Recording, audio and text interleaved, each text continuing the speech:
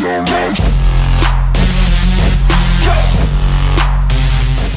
everyone, this is the English teacher again in another video. This is a kind of like personal reflection about a case that I always observe when I'm teaching online or when I'm teaching in the classroom, and that is of a certain group of people that we call them grammar Nazis. Grammar Nazi is, well, it's a common expression we commonly associate with people who have very excessive obsession with grammar, and they correct everyone that they encounter in their life, whether they those people are like their close friends or those people like they come across in the street. The reason why they correct the other people is for, like, I don't intentionally intend to castigate them or try to criticize them negatively.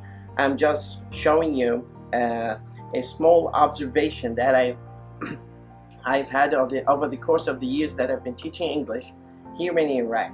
I mean, because I haven't seen this case actually in the United States or where I traveled.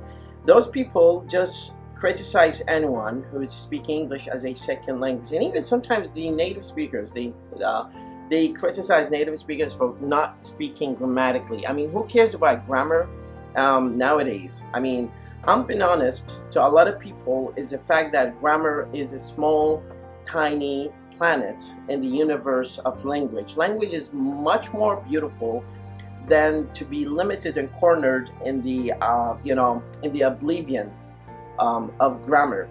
Those people just criticize anyone who doesn't make a complete grown-up English sentence, so to speak.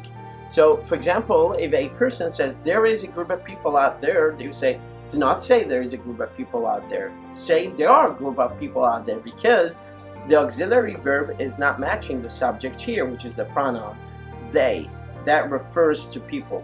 So this is the case that I wanted to shed some light on, because those people will at some point in your life be in front of you and they will correct your English. And a lot of people actually, most of people actually, they have a kind of reservation regarding being criticized for not making good English sentence.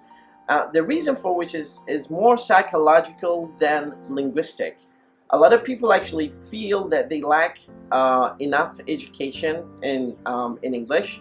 So if you say, well, do not say this and say that, people will think, well, I just finished my college, I just finished my master or PhD, and I still make no good English sentence. What's wrong with me? So they start maybe questioning themselves before questioning the other grammar Nazi, the term that we use in English for those people who just tell them that you're not making good sense. They themselves do not usually make sentences that are considered good grammatically in terms of grammar in English. However, they just like to criticize people. And a lot of people actually that I met and encountered in my life, they criticize other people for not making good English sentences, are people who do not speak English as their first language. Because those people who speak English as their first language, as native language, they have a little bit of reservation for criticizing your language.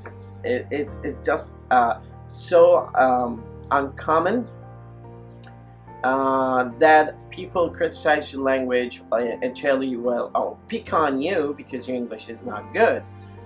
People do not want to have themselves caught in a kind of like verbal altercation from people that they don't know, or they just feel that there's some cultural gaffe or misunderstanding because of this, so they just avoid this kind of criticism for people.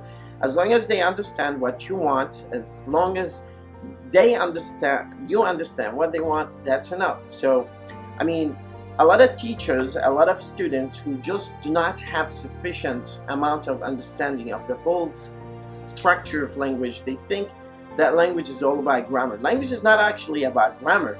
Grammar is one unit, one component of the structure that tells you how to make good, comprehensible English sentence. However, it doesn't determine whether the sentence can be, pragmatically acceptable or not. Because sometimes, you say the sentence is grammatically, but they do not make sense in the pragmatics or the sense of the art of communication with other people. So, just having people in front of you and criticizing their language is no good for you, because people will feel negative about you. People will have that kind of negative energy because of you. So, you know, trying to avoid this is very high important to you if you want to maintain good social status among people and among friends, and trying to have common understanding with them. Try to avoid this kind of like negative criticism to people, and make yourself grammar Nazi. Try to understand that maybe you indirectly try to correct them, but you know, we know, most of us, that there is no one direct correct sentences in English, because there's a lot of actually ways you can say things in English and it still make sense to the other person.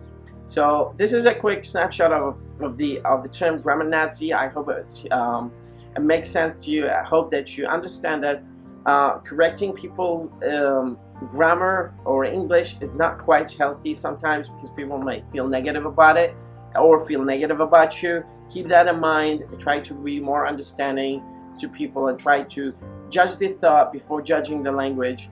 Language is not a good indicator of the person's status or education sometimes. Keep that in mind and have a wonderful day.